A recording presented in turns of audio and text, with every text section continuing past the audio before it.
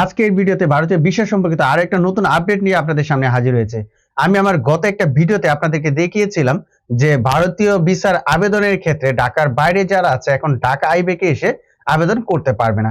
সে সম্পর্কে আইবেকের যে নিজস্ব ওয়েবসাইট আছে সেখানে নতুন একটা বিজ্ঞপ্তি তারা প্রকাশ করেছে এবং সেখানে স্পষ্ট তারা করে দিয়েছে যে কোন জেলার লোক কোন আইবেকে আবেদন করতে পারবে। আর সেই আইবেকে না গিয়ে সে যদি অন্য আইবেকে যায় সেই ক্ষেত্রে তাদের আবেদনটা গ্রহণযোগ্য হবে না। তো চলুন আপনাদেরকে সরাসরি তাদের ওয়েবসাইট থেকে দেখিয়ে দিচ্ছি। তো এর জন্য প্রথমে আমরা চলে যাব গুগল ক্রোমে। এখানে যাওয়ার পর সার্চ বক্সে লিখবো আইবেক।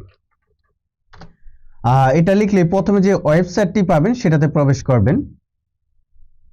তো এখানে প্রবেশ করার পর ভিসা প্রসেসিং ফি পেমেন্ট এই অপশনটিতে ক্লিক করব। তো এটাতে ক্লিক করলে অনেক সময় প্রথমবারে আসে না, আমরা আবার গিয়ে ক্লিক করব। তো দেখতে পাচ্ছেন যে এই বিজ্ঞপ্তিটা সেটা কিন্তু চলে আসছে, জরুরি বিজ্ঞপ্তি, অনুগ্রহ করে লক্ষ্য করুন। আর একটু জুম করে যদি আপনাদেরকে দেখাই,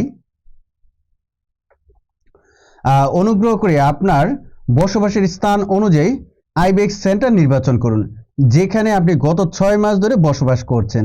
সঠিক আইবেক্স সেন্টার নির্বাচন করার জন্য অনুগ্রহ করে নিচের টেবিলটি পড়ুন।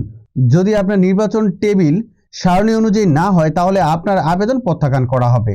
তো বুঝতেই পারছেন যে আপনি যদি সঠিক আইবেকটা সিলেক্ট করতে না পারেন, বাছাই করতে না পারেন, সেক্ষেত্রে আপনার আবেদনটা কিন্তু প্রত্যাখ্যান হবে।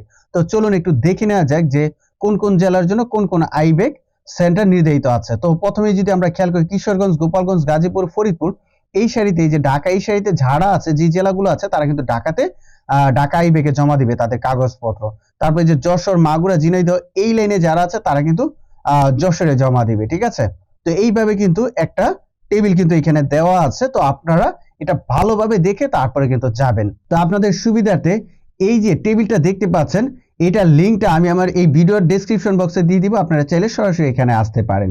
ওকে, তো আরেকটা জিনিস এখানে ক্লিয়ার করে আপনাদেরকে দেখেন, এখানে কিন্তু একই জেলার লোক একাধিক আইবেকে কিন্তু কাগজপত্র জমা দিতে পারবে। আপনারা যদি ভালোভাবে খেয়াল করেন তো আপনাদেরকে যদি দেখাই যে এইখানে দেখেন কুমিল্লা লেখা আছে, কুমিল্লার যারা আছে তারা কিন্তু চট্টগ্রামে দিতে পারবে।